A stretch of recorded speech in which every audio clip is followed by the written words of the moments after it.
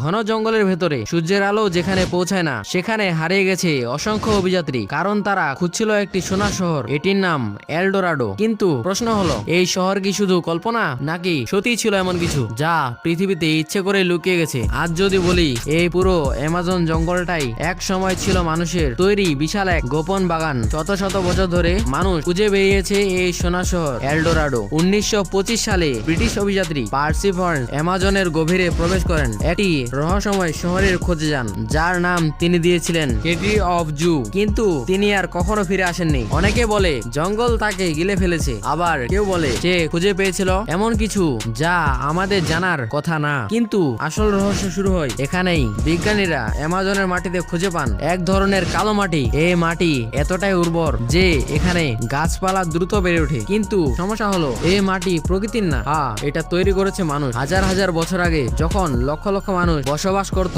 তখন জঙ্গল কেটে ফেলেনি, বরং জঙ্গলটাকেই বানিয়েছিল তাদের খাদ্য কারখানা। কিন্তু এত বড় সভ্যতা হঠাৎ কোথায় গেল? উত্তরটা ভয়ঙ্কর। যখন ইউরোপীয়রা অ্যামাজনের আসে তখন সঙ্গে নিয়ে আসে মরণ ব্যাধি রোগ, যেমন স্মল পক্স এবং লেট। এই রোগগুলোর কারণে পুরো সভ্যতা ধ্বংস হয়ে যায়। কয়েক দশকের মধ্যেই মানুষ হারিয়ে যায় আর জঙ্গল আবার সবকিছু ঢেকে ফেলে যেন কিছুই কখনো ছিল না। কিন্তু আধুনিক প্রযুক্তি এখন সেই গোপন শত উন্মোচন করেছে। একটি প্রযুক্তি ল্যাডলার বা জঙ্গলের ভেতর দেখতে পারে এমন জঙ্গলের নিচে লুকানো আছে বড় বড় রাস্তা, জ্যামিতিক নকশা, এমনকি পিরামিডের মতো কাঠামো। মানে অ্যামাজন কখনোই শুধু প্রাকৃতিক জঙ্গল ছিল না, এটা ছিল একটি বিশাল উন্নত সভ্যতার বাসস্থান। তাহলে প্রশ্নটা থেকে যায়, অ্যামাজন কি শুধু অতীতের হারানো সভ্যতা নাকি এটা আমাদের ভবিষ্যতের জন্য একটা সতর্কবার্তা? এই সভ্যতা যার প্রকৃতির সাথে মিশে গিয়েছিল তারাই হারিয়ে গেছে আর আমরা ঠিক উল্টো হতে থাকি। মানব সভ্যতা যখন বিলুপ্ত হয়ে যাবে তখন আবার এই জঙ্গল জেগে উঠবে। এই ভিডিওটা যদি আপনার চিন্তা বদলে দেয় তাহলে